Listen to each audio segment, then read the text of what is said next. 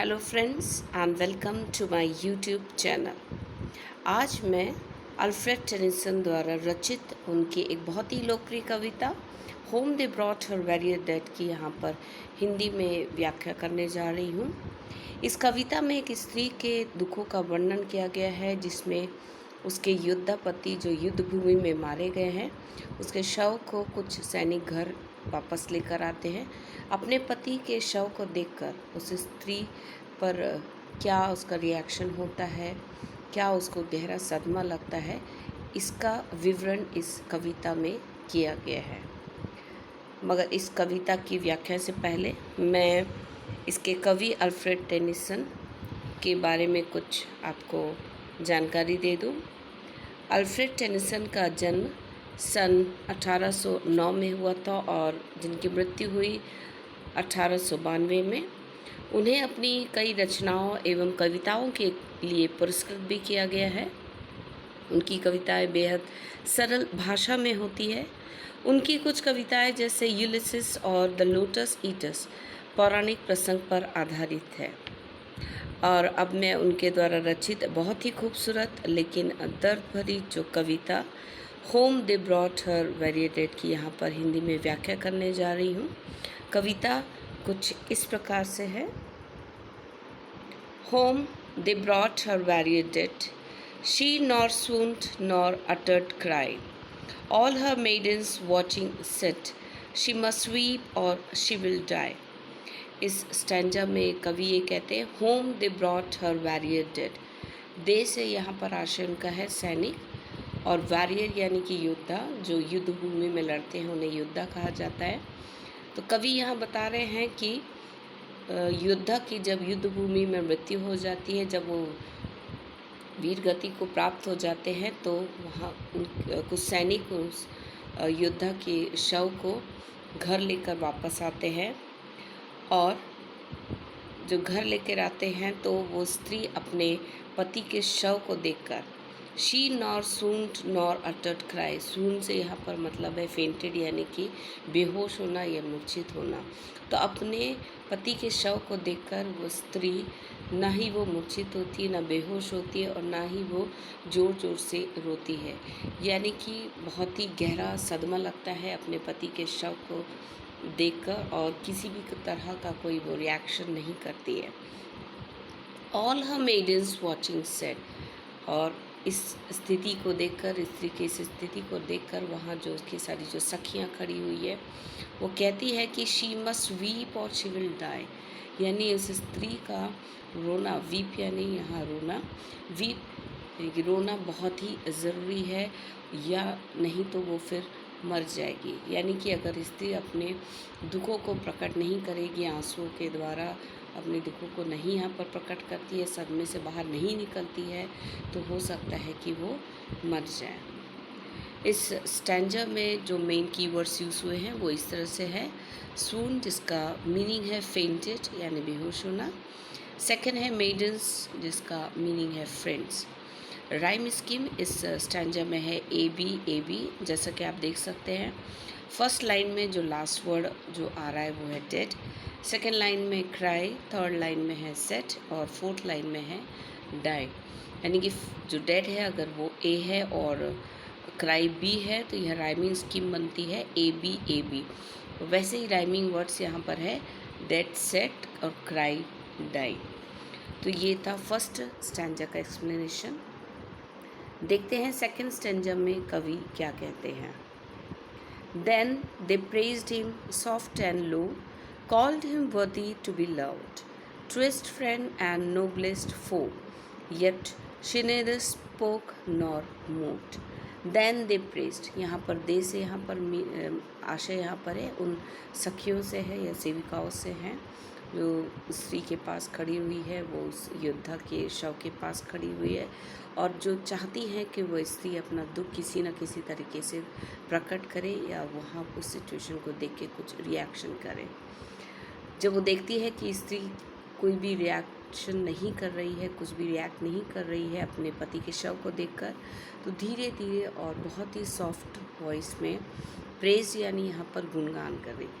दे praised him यानी कि वो फिर उस योद्धा जो युद्ध में मारे गए हैं उनके वहाँ पर गुणगान करने लगती है और वो कहती है कि वो एक बहुत ही सम्मानीय व्यक्ति थे, ऐसे व्यक्ति जिन्हें हमेशा ही सम्मान मिला, हमेशा ही दूसरों से प्यार मिला, यानी कि ट्रूएस्ट फ्रेंड है और एक नोबलिस्ट वो है। योद्धा जो मारे गए हैं वो एक सच्चे साथी थे और एक बहुत ही परोपकारी या साहसी कहना चाहिए शत्रु भी थे। फो का यहाँ मतलब है शत्रु।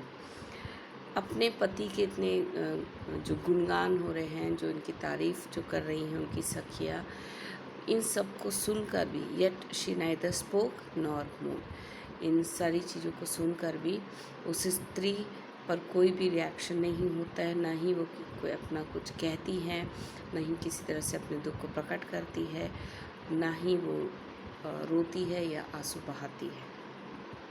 इस स्टैंजा में जो कीवर्ड्स यूज़ हुए हैं वो है फो, जिसका मीनिंग है एनिमी।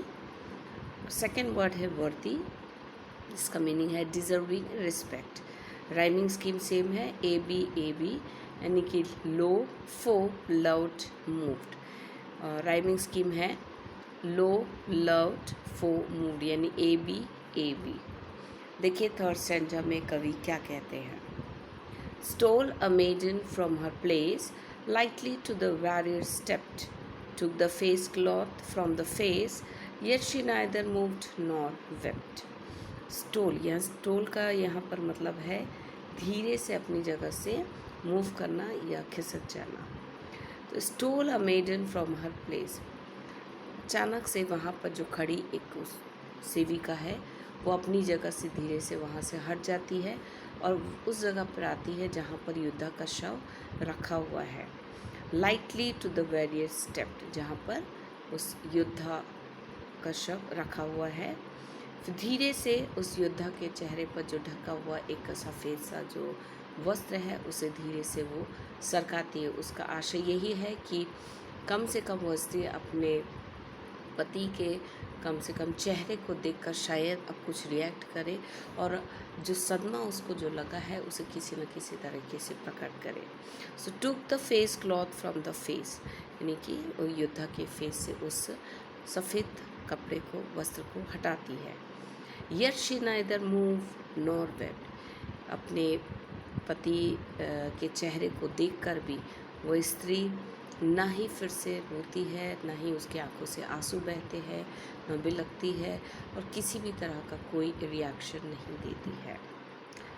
इस स्टैंजा में जो कीवर्ड्स यूज हुए हैं वो है स्टोल यानी कि मूव्ड क्वाइटली, और राइमिंग स्कीम जो यहाँ पर यूज़ हुई है वो फिर से है ए बी। जैसे प्लेस फेस स्टेप्ड वेप्ड, ये राइमिंग वर्ड्स है, जबकि राइमिंग स्कीम है प्लेस स्टेप्ड फेस वेप्ड, यानी ए बी। फोर्थ स्टैंजा में देखते हैं कवि क्या कहना चाहते हैं। Rose a nurse of 90 years set his child upon her knee, like summer tempest came her tears, sweet my child I leave for thee।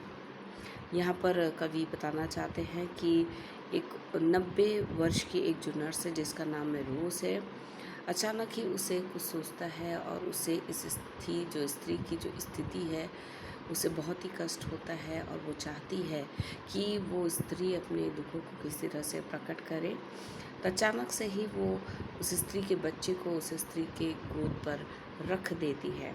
यहाँ पर वो ये चाहती है कि कम से कम स्त्री अपने बच्चे के चेहरे को देखकर या उसकी मनमोहक मुस्कान को देखकर, एक प्यारी सी हंसी को देखकर शायद अब उस स्त्री को ये एहसास हो कि उसका पति अब इस संसार में नहीं है, इस दुनिया में नहीं है और उससे काफ़ी दूर चला गया है।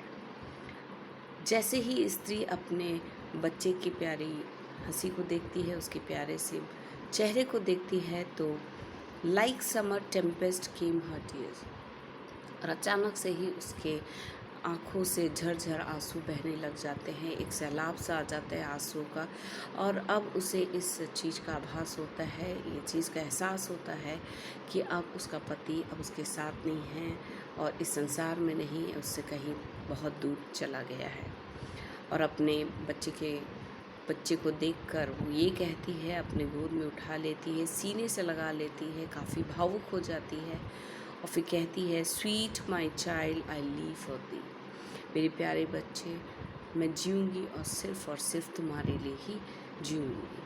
तो अंत में इस स्टैंजा में यही कहा गया है कि स्त्री को अब ये आभास हो गया है कि उसका पति अब इस संसार में नहीं है, और आंसुओं का सैलाब और अपने दुखों को पूरी तरह से वो प्रकट करती है। जो गहरा सदमा लगा है उसको, अब उस सदमे से थोड़ी उभरती है और फिर उसकी आँखों से झरझर आंसू बहने लगते हैं और अपने बच्चे को गले से लगाकर कहती है कि मेरे बच्चे, मेरे प्यारे बच्चे, मैं इस संसार में अब सिर्फ तुम्हारे लिए ही जीऊँगी।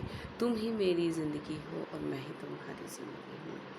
इस स्टैंजा में जो कीवर्ड्स यूज़ हुए हैं वो है टेम्पेस्ट, जिसका मतलब है तूफ़ान, स्टॉर्म, और एक और सेकंड है दी, जिसका मतलब है यू। एक यहाँ पर फिगर ऑफ स्पीच जो इस स्टैंजा में है वो है सिमिली, जैसे कि थर्ड लाइन में आप देख सकते हैं।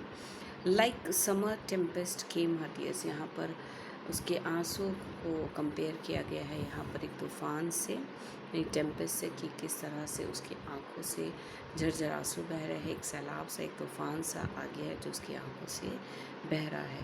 तो सिमिली जो फिगर ऑफ स्पीच है वो यहाँ पर यूज़ हुई है।